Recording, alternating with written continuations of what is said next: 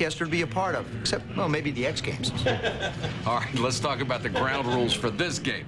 Any Cowboy who played during the decade of the 90s and every Steeler who played in the 1970s is eligible to play. You know, Mike, that means that the matchup of the millennium is aptly named. The matchups are, in this game, are extraordinary. I mean, you got Deion Sanders against Lynn Swann. You got the Steel Curtain and Mean Joe Green against Troy Aikman and Emmitt Smith. You can't dream a bigger dream than this. And our Ron Jaworski has the breakdown session, the X's and O's for what will take place in today's game. The Dallas Cowboys are about to play the best defensive team they've ever faced, and every player knows it.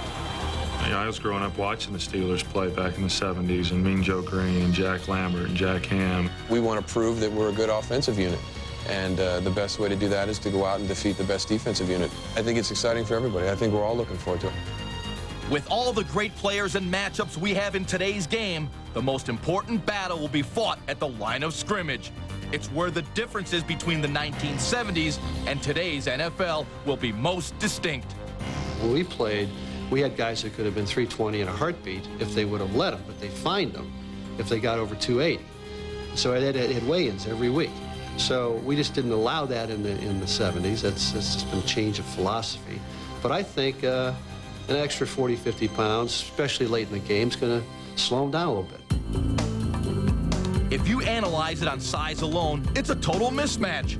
Compare Dallas's offensive line to Pittsburgh's front four. The Cowboys average 315 pounds a man, while the Steelers average only 255. Nate Newton alone outweighs Mean Joe Green by almost 50 pounds. So as you watch today's game, concentrate on the line of scrimmage. Those battles up front will determine two things. First, it will answer once and for all whether strength or quickness is most important. And second, it will determine who wins the game. When we return to the second game of the matchup of the Millennium Playoffs, we'll learn how Dallas and Pittsburgh prepared for today's game. Stay tuned. No matter what, let's play football. Defense on three, defense on three. 1, 2, 3. Whatever life throws your way, you gotta be ready. No sweat. You've got new Speed Stick Clear Stick Antiperspirant. Unlike gels, new Clear Stick goes on dry to keep you dry. And dry, clearly, is the whole idea. New Speed Stick Clear Stick.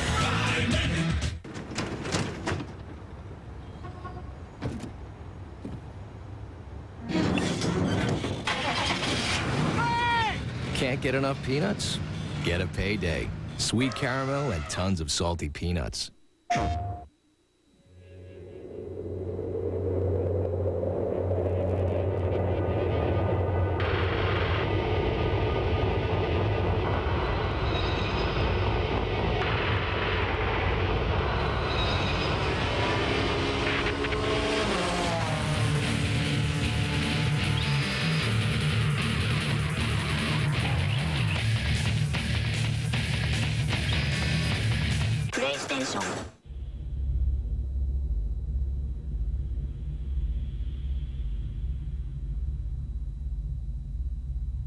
Winter X Games, February 4th through 8th on ESPN and ESPN2, presented by Volkswagen.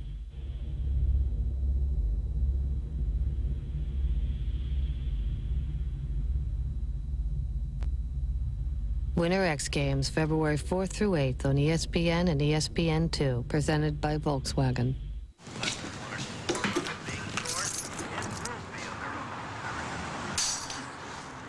Great day in the morning. What once was lost now is found. I thought these were extinct. That's what they said about the coelacanth.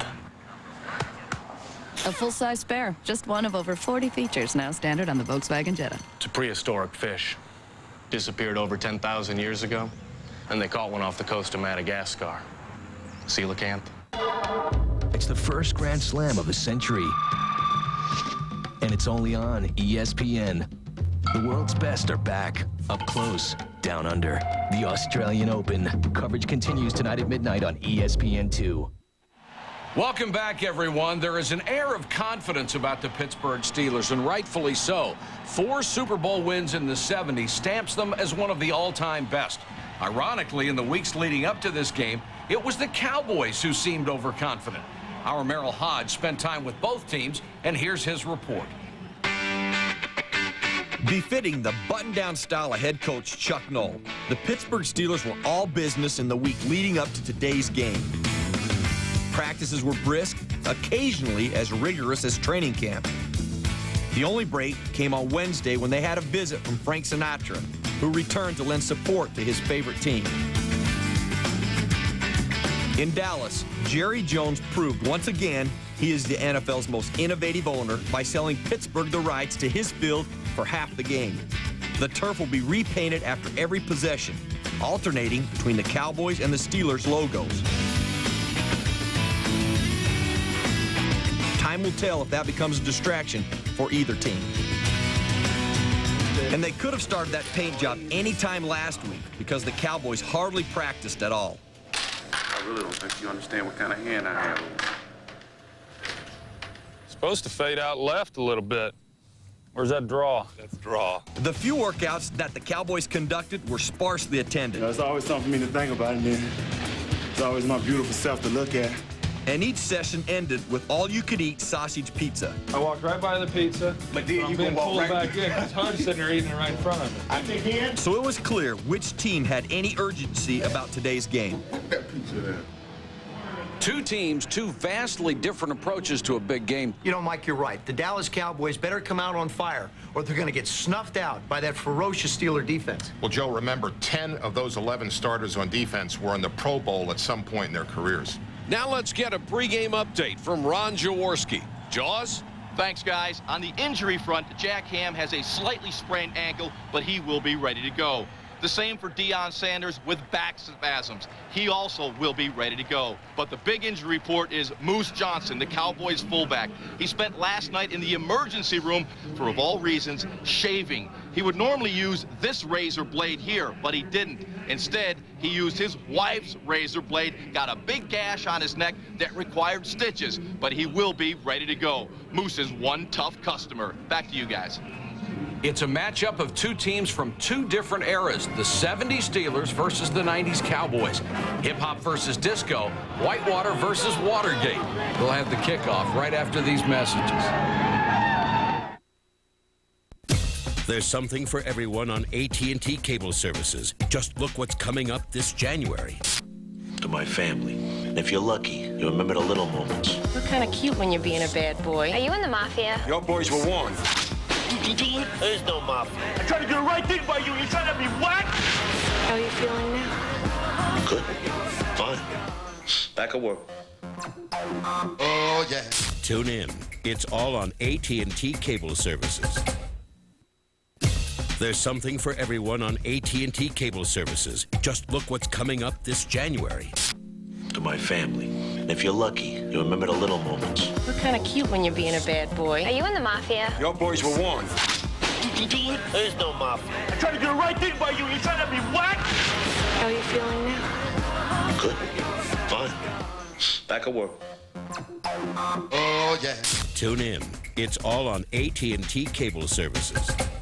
ESPN Classic presents a golf movie about one man's dream to swing dead, solid, perfect, chock full of lust. Where did Jack Warden find those stylish pants? Why is Randy Quaid's dialogue edited for television? You're such a phony idiot. It's real classics. It's dead, solid, perfect. Sunday night at 9 on ESPN Classic. To get ESPN Classic, call 1-800-CLASSIC today. Welcome back, everybody, and we're set for the kickoff of the second game of the matchup of the millennium. The winner of today's game facing the San Francisco 49ers of the 1980s. Hall of Fame center Mike Webster greeting President Clinton up in the press box. And we are underway. Toby Goen with a low kickoff fielded by Frenchie Fuqua. Returns it up the middle across the 20, bounces off the tackle. Out past the 25, forced down at the 26. Let's check the starting lineups for both teams. Terry Bradshaw under center. Swan and Stallworth, probably the best receiving tandem in the history of the game. Where is Yancey? Howard Yancey Thigpen was on the 90s Steelers. This is the 70s Steelers against the 90s Cowboys. I don't understand the whole thing. Well, hopefully, Howard, it will make sense as the game progresses. And, Joe, I guess you would say this Pittsburgh Steelers team has got to be the favorite. Well, Mike, with 7 Hall of Famers, 3 on offense and 4 on defense, I don't think anybody's going to argue. Ken Norton Jr. firing up the crowd. The Steelers start with 2 tight ends, Brown and Grossman. Blyer and Harris are the split backs. Bradshaw to throw. Floats one out at the sideline. It's Larry Brown. And he's ushered out of bounds by Brock Marion. And now there's a fight. Oh, that left is getting in there. Underneath, we've got the excitement here that we looked for. Actually, Howard, I think they're overexcited. And if you thought this Millennium Matchup tournament wasn't important to these players, think again. Mike, I think this is all part of Dallas's strategy. They're bigger, there's a huge size difference, and they just want to play the bully. Charles Haley getting ready from his defensive end spot. Bradshaw under center, now drops to throw.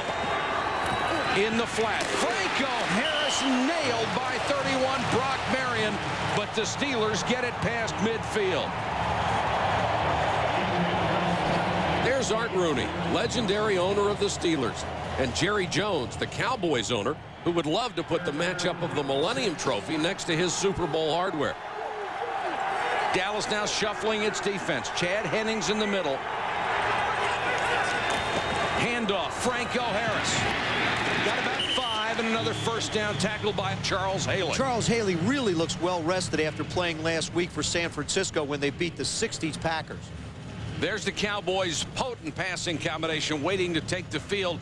When you rank postseason touchdown passes from one quarterback to one receiver, Aikman and Irvin are 4th with 8. Guess which tandem is number 1? I haven't the foggiest. It's Joe Montana to Jerry Rice. They lead the way with 12, and the winner of this game will meet that great San Francisco team of the 1980s. It almost gives you a sense of history, doesn't it, to be a part of this operation? Sanders locked on Lynn Swan. Bradshaw drops. Lynn Swan for a touchdown.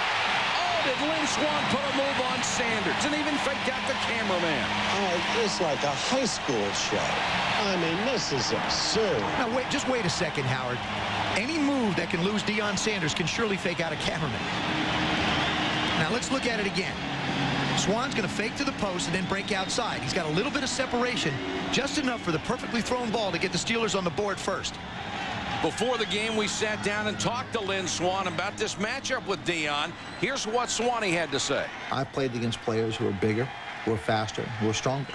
I think I always come out the winner. So we have to force the hand. If he's going to play one-on-one, then I've got to be a factor in the ballgame. I've got to take advantage of man coverage and beat him in key situations. And Lynn Swan certainly did that. The extra point is good. So Troy Aikman and his Cowboys will get the ball down 7 when we return. Hello? Yes, sir. Yes. Can't get enough peanuts? Get right on it. Goodbye, sir. Get a payday. Sweet caramel and tons of salty peanuts. Morning, boys. Can I help you? Pack of Pacific. Pacific? Baseball? Football? Hockey? Baseball.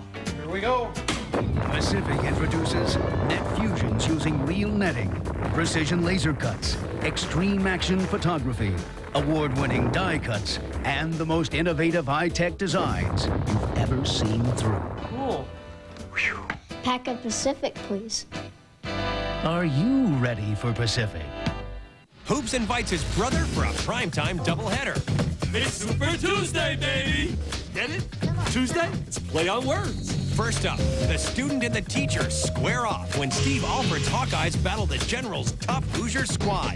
Dipsy-doo, dunkaroo! Then, lightning-fast Tony Harris leads Tennessee in a big SEC matchup against Mike Miller and the talented Gators. Iowa, Indiana at 7, Tennessee, Florida at 9. Tomorrow on ESPN. Welcome back. Steelers lead at 7-0. Roy Jarella to kick off. Kevin Williams waiting from the 8. He's got a hole, sees it, but it closes as quickly as it opens. Here are the starting lineups featuring that mammoth Cowboy offensive line. Tackle to tackle, the weight on these guys is something they couldn't even imagine back in the 70s. Here we go. And as a special feature of this game, we have Troy Aikman and Jack Lambert wired for sound. They're facing each other right now. Only in the matchup of the millennium can you see a shot like that.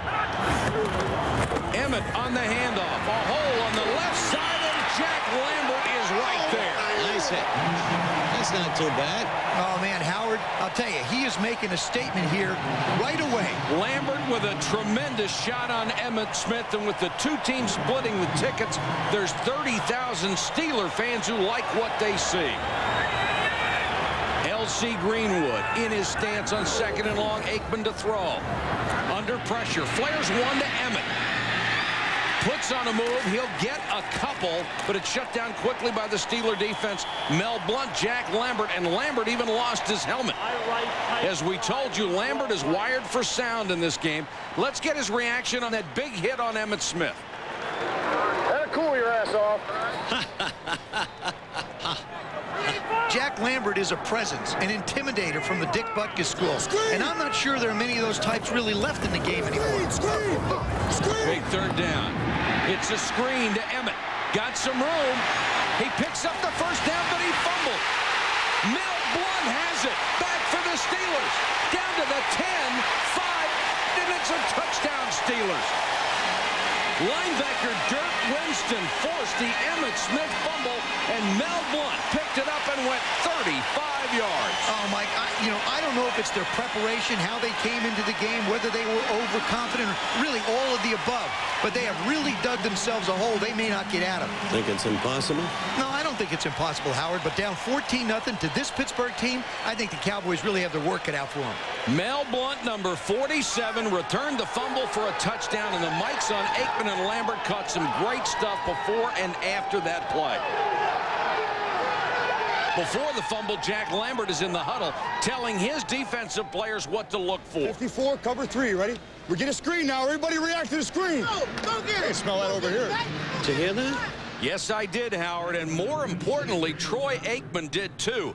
After that screen pass, which resulted in the Emmitt Smith fumble that Mel Blount returned for the touchdown, the Cowboys came back to the bench to talk about how well the Steelers anticipated.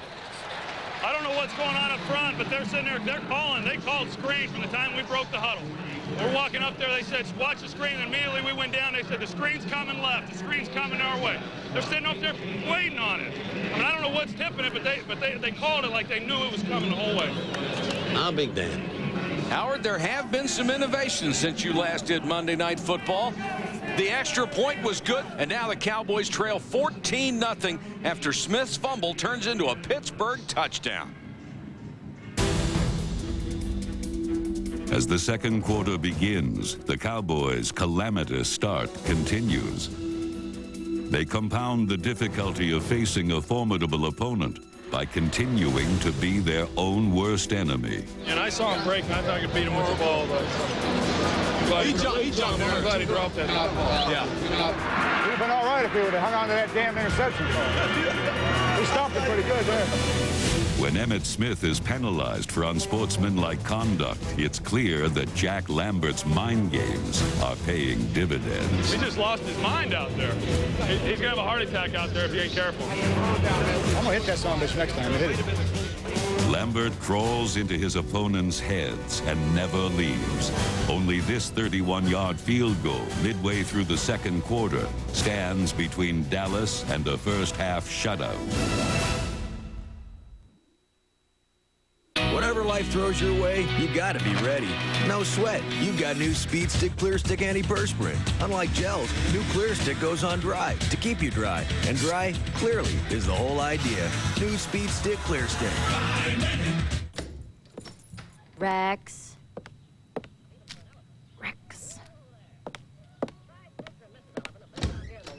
Rex. Can't get enough peanuts? Get a Payday. Sweet caramel and tons of salty peanuts.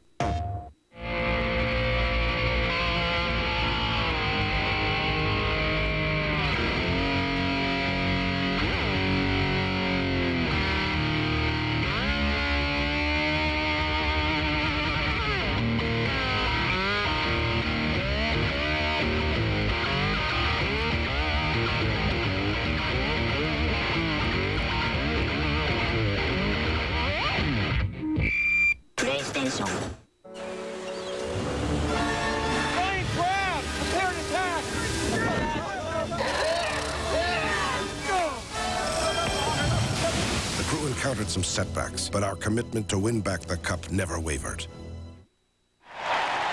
Welcome back with the Steelers leading 14-3. Pittsburgh with the ball moving left to right, and it's 1st and 10 from the Steeler 39. Terry Bradshaw at the controls. It's a handoff to Franco Harris. Gets about 4. Tackle made by Leon Lett and Chad Hennings. Joe, Pittsburgh has not broken a big one yet, but they are moving down the field. You know, Mike, this goes back to the Steeler run philosophy. They mostly trap block, which means that you're not asking your offensive lineman to blow anyone off the line of scrimmage. When you take a look at this replay, you have just enough to engage the defensive line long enough so that the runner can get through. So it's 2nd down and 6. Swan splits wide.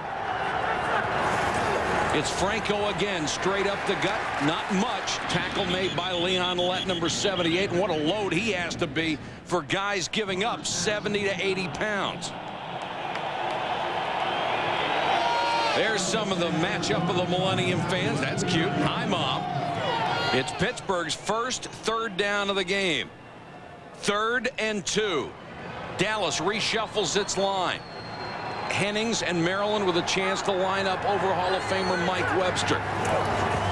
It's another handoff. Franco Harris. This time he has room. Goes across midfield for the 1st down, brought down by Casillas. The Steelers are eating up the clock and moving the chains.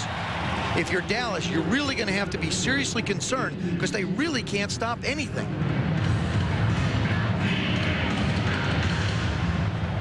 Steelers have been crisp in and out of the huddle. 1st and 10 from the Cowboy 47. Another handoff to Franco Harris. Breaks a tackle and bursts up the middle. Franco Harris straight down the field for a touchdown, and he's turning it into a rout. How does he do it? There's 2 things that made this happen. A great trap block up front, but the other key was wide receiver Jim Smith. Jim Smith throws one of those, I'm going to get in your way and annoy the tackler kind of blocks. Right there, he cuts off safety Brock Marion, and it's enough to get Franco into the end zone. Once he got past the line of scrimmage, there isn't a Cowboy defender that can lay a hand on him. The extra point is good, and the Steelers lead at 21-3. Franco Harris already nearing the 100-yard mark, and it looks like Wade Wilson is going to start warming up on the sideline. Not sure if he'll be coming into the ballgame. We'll try and check downstairs with Ron Jaworski. Boy, if he's coming in, I just don't understand it because Troy Aikman really hasn't played that badly. Who did bad? No, Howard. I'm saying that he didn't do that badly. You have to bench the whole starting offense if you want to be fair about it. The Rocket is back to receive, a Cowboy only for the 1999 season, but that's good enough to get him on the team of the 90s. And it's good coverage by the Steelers special teams. Troy Aikman with the helmet off, so it would appear Wade Wilson will take over at quarterback. And that's a puzzling move, to say the least, Joe. Mike, I'll say it again. It's not the right decision. You're down 21-3, but it's not over. You still have a chance. It is possible that Aikman is dinged up. We'll try to get a report, but now let's go down and listen to Jack Lambert's huddle. Just tell you what we got now. We're going to go stay strong with 3 safety secondary to disguise it a little bit, okay? Don't give them a pre-read. They want to disguise their coverage, maybe confuse Wade Wilson, who's now playing quarterback for Troy Aikman.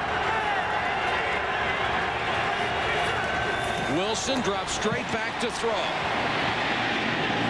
Goes down the near sideline, and it's picked off. Intercepted by Jack Ham. Oh, what a dreadful affair. That was just a disaster. A complete disaster, Howard. You're right. Jimmy Johnson may have just overcoached his team out of this ballgame. And as we go to break, let's listen to what the Cowboy fullback Moose Johnston had to say when we talked to him at his home yesterday. The defense is a strong point of that football team.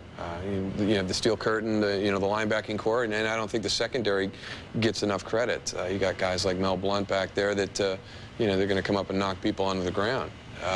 We've got to be able to come out and establish some type of running game and then work our play action off of that. If we can't run the ball, we can't win the football game. And so far, the Cowboys can't run or pass, and they are down 21-3.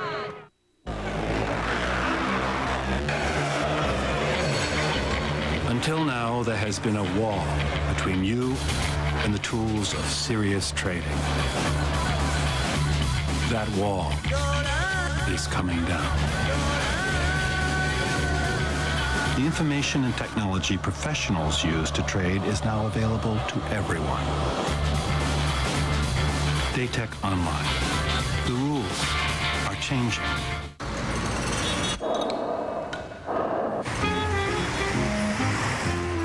Can't get enough peanuts? Get a payday. Sweet caramel and tons of salty peanuts. So you want a PC with awesome power, but you don't want to clean out your savings, and you don't want to get off the couch. Well, sit back and call 1-800-GATEWAY. For an incredible $1,299, you can get a Gateway Select PC with a blazing 600 megahertz AMD Athlon processor, and we'll deliver it right to that place you call home. Call 1-800-GATEWAY. Morning, boys. Can I help you? Backup Pacific. Pacific? Baseball, football, hockey, baseball. Here we go. Pacific introduces net fusions using real netting, precision laser cuts, extreme action photography, award-winning die cuts, and the most innovative high-tech designs you've ever seen through. Cool. Pack of Pacific, please. Are you ready for Pacific?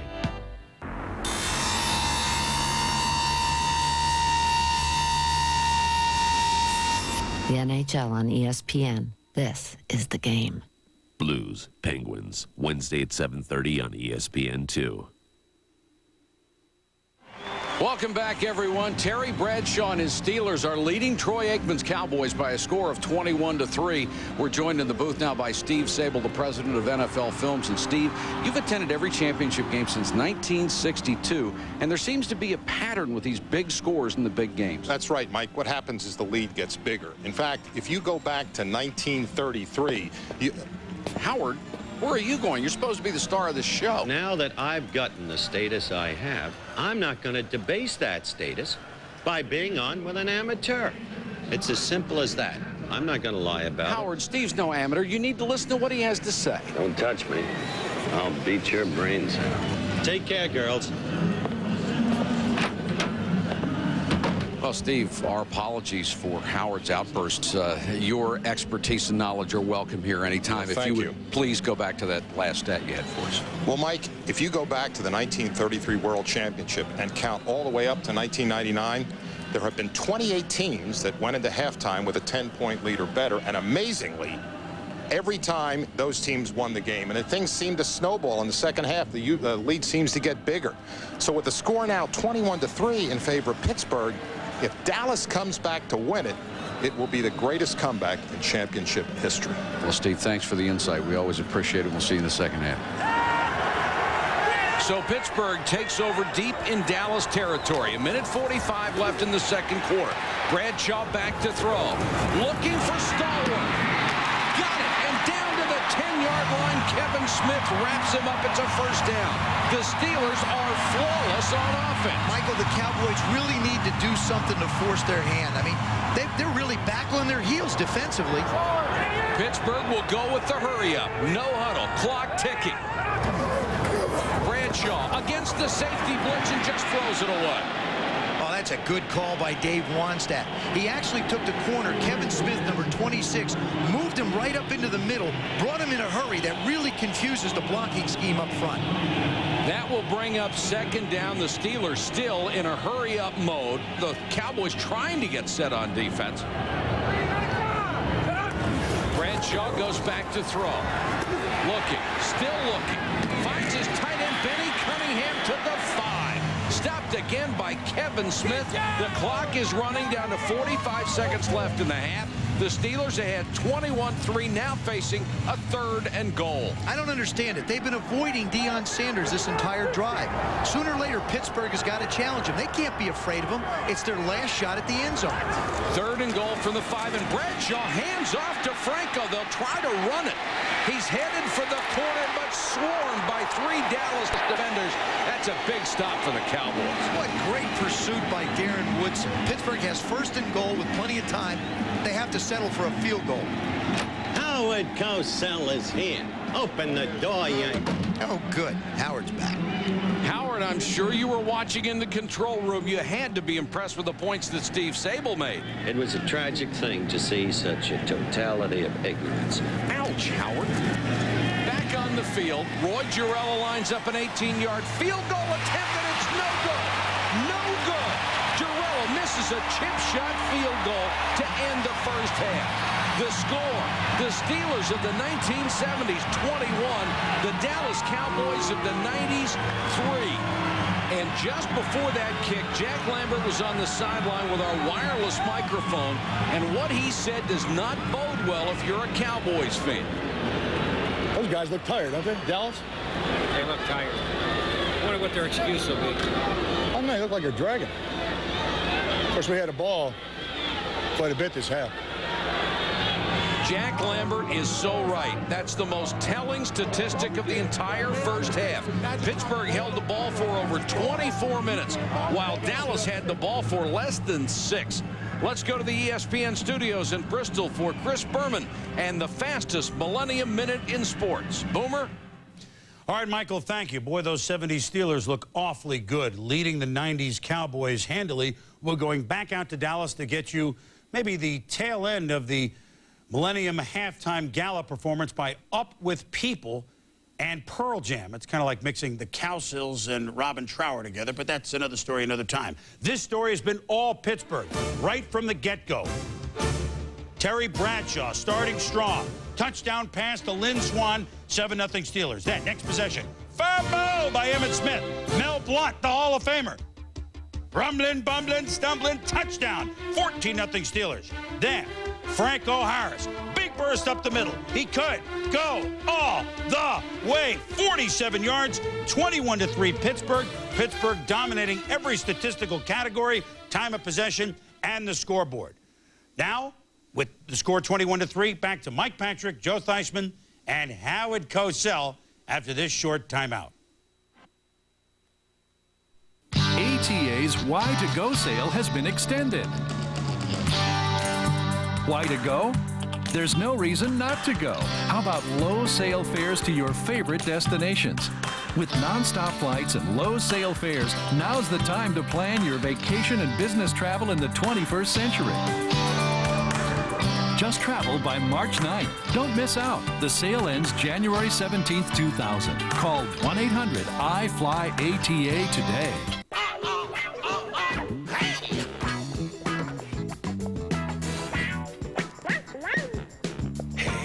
Hey.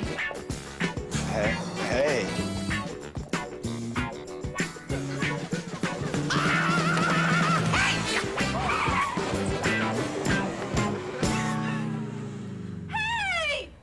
The new Ford Focus. Great gas mileage, great price. At your local Ford store.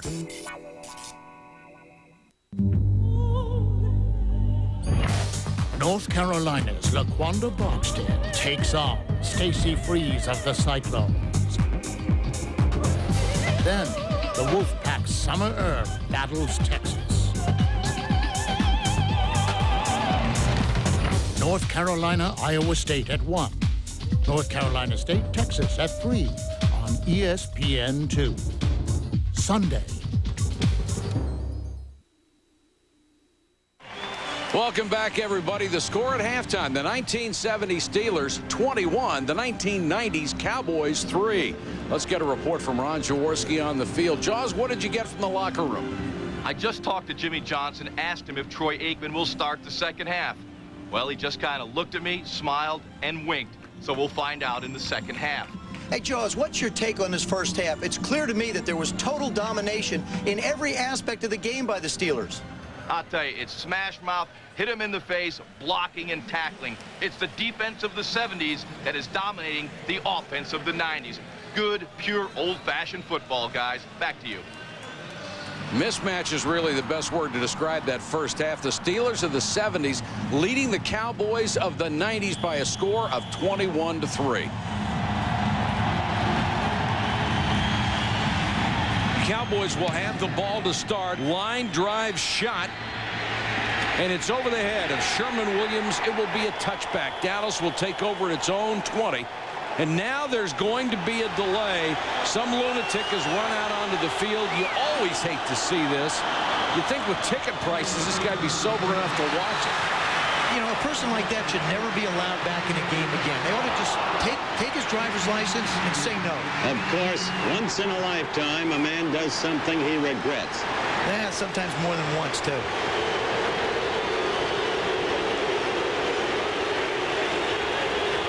Things back to normal, and the Cowboys really need to make something happen down 21-3. Aikman to throw. It's a quick dump off to Emmitt Smith. Makes a couple of moves and picks up about 8 yards. A good gain for Emmitt, stopped by L.C. Greenwood. Lambert also in on the bottom of the pile. That was a nice call, too, by Norv Turner. Just a quick throw, easy completion. Start to get Troy's confidence back a little bit. Are you saying an all-time great like Troy Aikman can lose confidence? Very easily, Michael, very easily. I mean, getting yanked didn't help. Jack Ham checking Michael Irvin, who goes in motion. Second and short. Emmett, big hole up the middle, across midfield. Brought down by Mel Blount. Emmitt Smith with his first real burst of the day. Boy, what a player he is. They got 2 superstars. And Joe, I think those superstars are playing with more urgency now. They can get on track. The Cowboys can make this a game. Dallas has moved it to the 49. Their first sustained drive of the game. 1st and 10. Emmett again makes a move and picks his way down to the 40-yard line. Lambert flying in to make another stop. The Cowboys now moving downfield with great purpose. It's 2nd and 1. This is a good time for one of those little play actions and a deep shot. Here we go. 0, Z fly, slant 39 boss. Ready? Mean Joe Green hoping the Steeler defense can dig in here. Aikman barking out the signals. And he fades to throw. Looking deep. Alvin Harper in double coverage makes the catch. They say he's down at the 1. Harper went up and beat quarterback Dwayne Woodruff. And for the first time today, Dallas fans have something to cheer about. They got receivers. Got them coming out of their ears. Hey, look at that, Howard. You got some fans here in Dallas. And you're right. They do have 2 great receivers. Michael Irvin is the big name, and, of course, Harper is the deep threat. Aikman has all the time in the world. Look at this. He just floats it down so Alvin could go up and make the play. Perfect. Just perfect. In 10 career postseason games, Alvin Harper has averaged 27 yards a catch. That is an NFL record. It's also the first time that Jack Ham and the Steelers' defense has been tested all day. We got to see how they respond. Cowboys really moving the ball now. They have 1st and goal at the 1. Opening minutes, 3rd quarter. The toss to Emmett. Running right, blockers in front. Touchdown, Cowboys. Emmitt Smith on the sweep. The Steelers have never seen 300-pounders who can lead block like that. And that is exactly what the Cowboys needed. A good drive, little run, little pass, but more importantly, they got the touchdown. In 1991, Emmitt Smith began a phenomenal run of 9 straight 1,000-yard seasons. After a costly first-quarter fumble, he gives the Cowboys their first touchdown. The extra point is good, and let's go down to the field for Troy Aikman's reaction. That's him, I know. Nice run, baby. Nice run. Nate Newton trying to get the crowd into it. It's now 21-10, and the Cowboys' size is starting to pay dividends against the best defensive unit in the history of the National Football League. That was the one thing that Cowboy owner Jerry Jones was concerned about. With L.C. Greenwood and Mean Joe Green, I'm real concerned we're going to keep an extra guy in to protect Troy. Jerry Jones' Cowboys are now protecting Troy Aikman and opening holes for Emmitt Smith, and they're back in this game. It's 21-10. Pittsburgh's aura of invincibility is wiped away by the end of the 3rd quarter. And with Deion Sanders' 4th quarter punt return, the Cowboys believe an upset is within their reach. The return sets up a touchdown run in which a hobbling Jack Ham cannot stop Troy Aikman from reaching the end zone. The Cowboys' incredible comeback sets the stage for one of the most dramatic finishes in NFL history. We started out a pretty small business, but it sure wasn't small to us. We needed help, financial help. That's just what we got from the people at American Express Small Business. Gets his man. Equipment financing for bigger stoves and faster computers. A line of credit to keep our cash flow flowing, plus the buying power to help our business grow. 1-800-SUCCESS was the best call we ever made. Like my father says, you can do anything you set your mind to, but you can't do it alone. He's right. Whatever life throws your way, you gotta be ready. Hey, no sweat. You've got new Speed Stick Clear Stick, a whole new kind of clear antiperspirant. Clear Stick goes on dry to keep you dry, clear through a guy's day. Gels go on wet, but new Clear Stick goes on clear and dry. And dry, clearly, is the whole idea. New Speed Stick Clear Stick goes on dry, keeps you dry.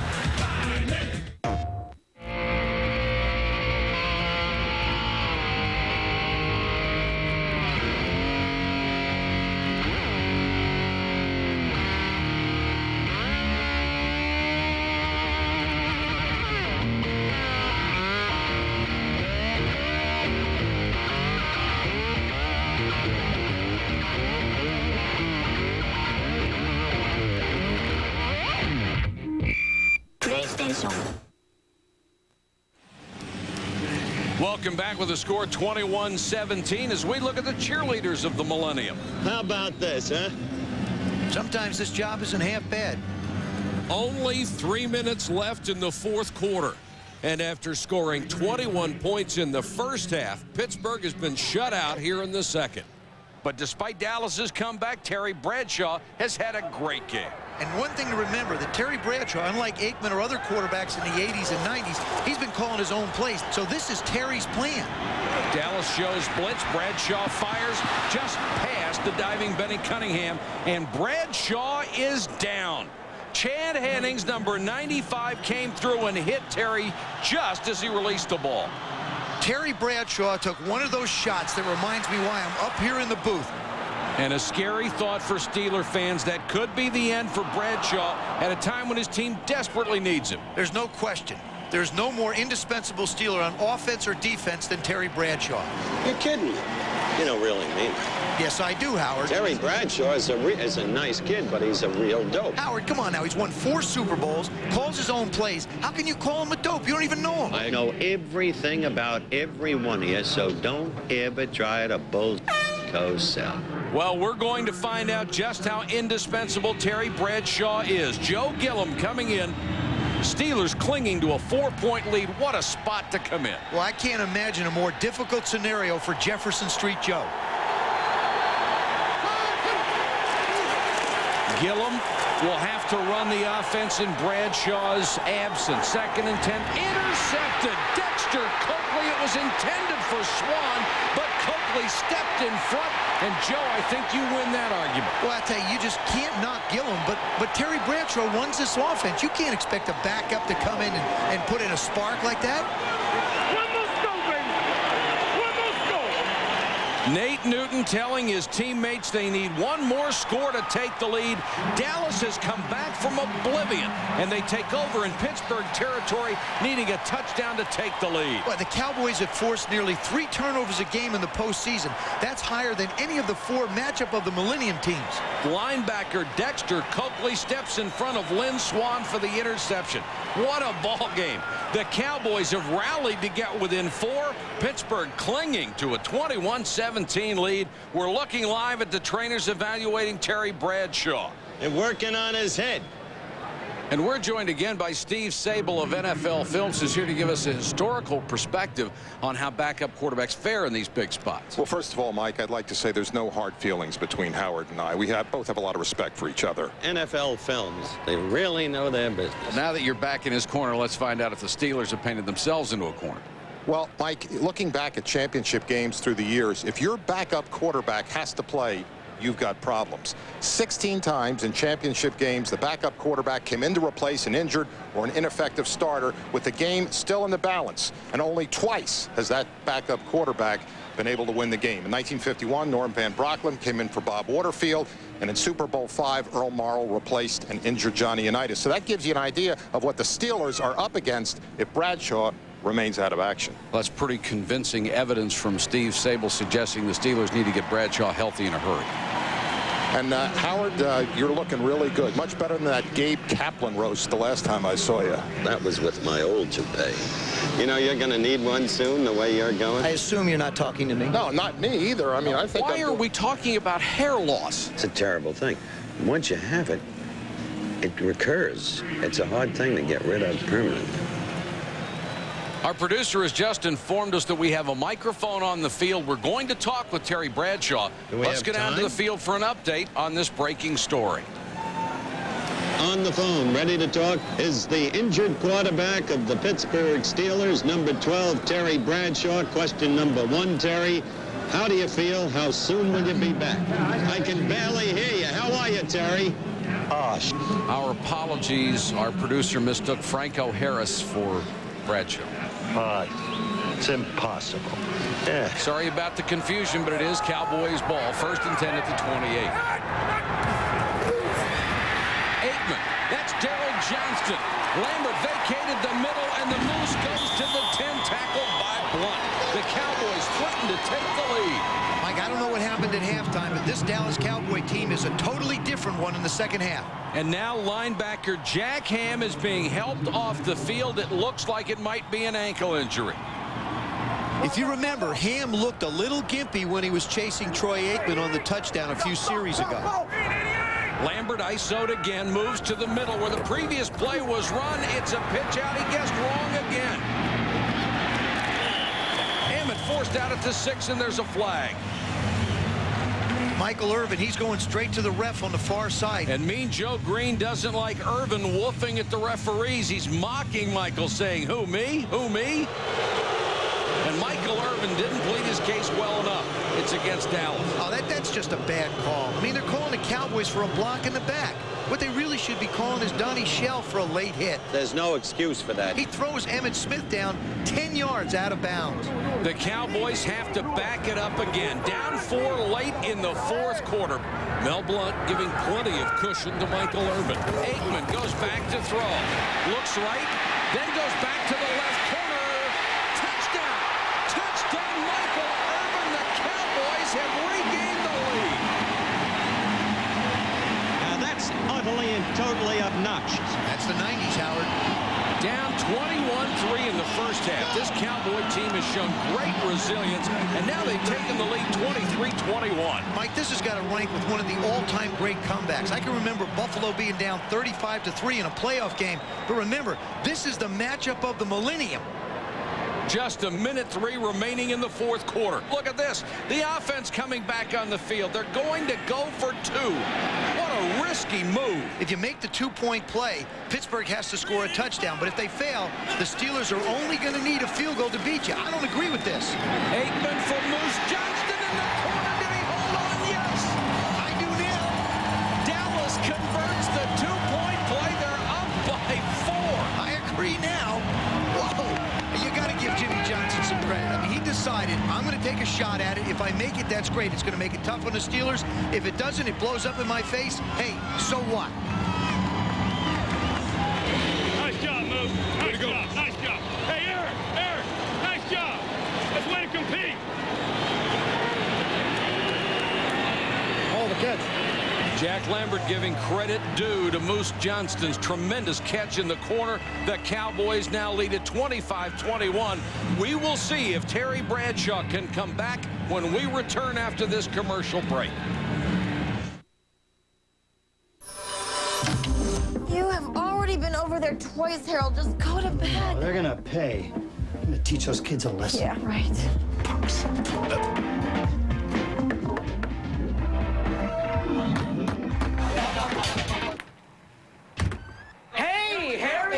Saved my game, right? Dolby Digital Surround Sound. You're toast. Sega Dreamcast.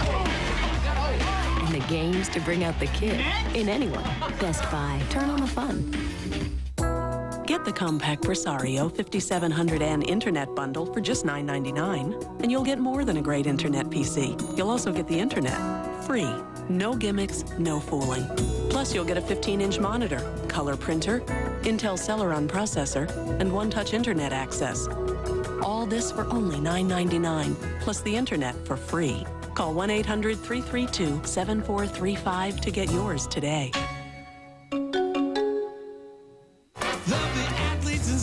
Celebrate. Hotel rooms are covered, the minibar. Hey, Greatest Time Sports, gonna be a heck of a time. Celebrate the greatest athletes of the decade live from the MGM Grand, February 14th at 8 p.m. on ESPN.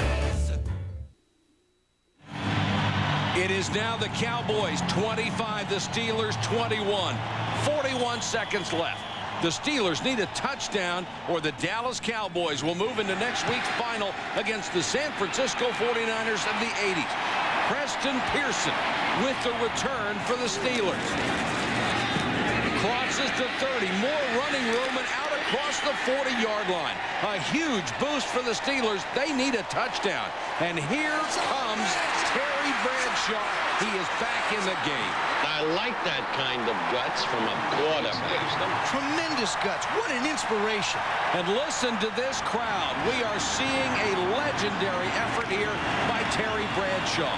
Not cold in the previous series. He's back to lead the Steelers on the final drive of their matchup of the millennium with the 90s Cowboys. Bradshaw back, looks for Swan. Swan with a catch, breaks a tackle. And Lynn Swan out at midfield before Dixon Edwards can stop him. That was just a lousy job of tackling by 24 Larry Brown. He was MVP in Super Bowl 30, but he couldn't keep Lynn Swan in bounds. Not an MVP performance there. Jerry Jones and the rest of the Cowboys sweating it out. They lead 25-21. Bradshaw looks down the middle. Incomplete.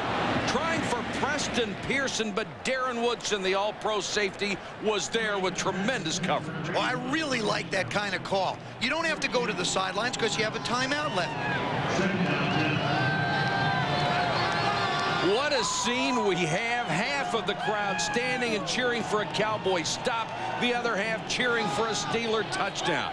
Second down, only 18 seconds to go. Bradshaw off the bench. All the pressure on his shoulder. Back to throw. Good protection. Now he's looking long. Stallworth makes the catch down to the 15-yard line. The Steelers can use their last timeout to stop the clock. All right, now you got one question here. Who do you challenge on the Cowboy defense? Do you go after Larry Brown or Kevin Smith? The problem the Steelers face is if you attack the corner opposite Dion, they're probably going to wind up helping him, and you're throwing into double coverage. Terry Bradshaw has been to the sideline to talk it over with only 8 seconds left. They've got to go for the end zone. And the pressure's starting to get to everybody. This is it. Deion Sanders crowding the line of scrimmage. Perhaps a blitz. Now Deion will drop into coverage, and Bradshaw throws quickly. It's a floater into the corner. Lynn Swan, touchdown, and the Steelers win. The Steelers win it. The Steelers win. Lynn Swan comes up big, but wait a minute. One of the officials saying he was out of bounds. The Cowboys win it. What a finish. Deion expected some help, but he just got there too late. Swan's ruled out of bounds. Safety Kenneth Camp, boy, is he off the hook. What a game. Hold on, the play is being reviewed. Well, what's going on now? Howard, the NFL brought back instant replay in 1999. They will review the play inside that tent. That's absurd. All they got to do is roll a tape. That's exactly what the referee is doing, and we'll take a look, too. Swan breaks to the outside, catches it. Hard to tell from that angle. But, Mike, you got to remember one thing. If this game was played in the 70s, it would be over. The Cowboys would have won. That's a great point, Joe, but we have the advantage here. Look at it again from the top angle. Swan catches it. His foot looks like it's out of bounds right there. Now, run it back. Wait 1 second. Run it right back. Look, at what point did he catch it? That's the question you got to ask. Bring it back. He has possession there. I believe his left foot is already down, which means that his right foot is the second foot. That's definitely a catch. This is the moment the NFL has waited for to validate instant replay in a game this big. Everyone on the edge of their seats, the tension etched on President Clinton's face. Well, let's see. Nixon is inaugurated when? Howard, Richard Nixon was president in the early 70s. It's a touchdown. A touchdown. The Steelers win it. It is over. It is the call is overturned. Touchdown, Pittsburgh, and what a thriller. The Pittsburgh Steelers of the 70s have defeated the Dallas Cowboys of the 1990s. They won't even try to clear the field for the extra point in this bedlam.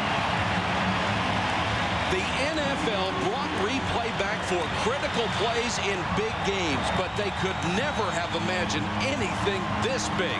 There was indecision on the call, but the replay clearly showed he was in bounds. Joe, what can you say? This might have been the game of the millennium. We had a thriller last week when Walsh's 49ers beat Lombardi's Packers in overtime. This week, the Steelers hold off a furious Cowboy comeback, and that last-minute drive of their own was unbelievable. All right, let's go down to the winning locker room. Ron Jaworski has Terry Bradshaw. Go ahead, Ron. Jaws, can you hear us? Terry, you got to be excited. A big win, now 1 down, 1 to go. But how do you guys stack up against the 49ers of the 80s? We get on fire, we get confident, we get that fever, and we're hard to play.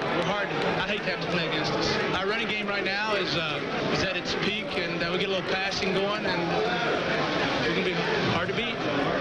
Hard to beat. The final score, Pittsburgh 27, Dallas 25. Next week, the Steelers will play the 1980s San Francisco 49ers to decide the greatest team of the millennium. For Steve Sable, Joe Theismann, and Howard Cosell, I'm Mike Patrick. So long, everybody. The NFL is online at www.nfl.com. For more, log on to ESPN.com, part of Go Network. Go.com. ESPN thanks you for watching this presentation of the National Football League.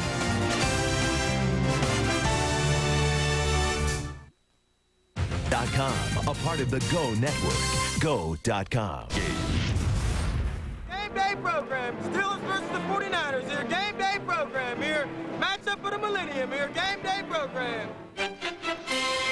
Hello again, everyone. This is Howard Cosell. Speaking of sports, I'm reporting to you tonight from Three Rivers Stadium, Pittsburgh, Pennsylvania. Howard. Why is this scene so extraordinary? Howard. Because there's so much national pride being evidenced here. Howard. Tonight could be one of the truly interesting evenings in the whole history of television. Howard, I know you used to do the intro for Monday Night Football, but for this broadcast, ESPN would like me to do it. I don't understand this evidently growing vocal truculence. I'm not trying to be truculent, Howard. It's just you weren't supposed to be on until the next segment. All right. Good night, girls. Ladies and gentlemen, sorry for the interruption, but welcome back to the second half of the championship game of the matchup of the millennium. Up for grabs today, the title, the greatest team ever.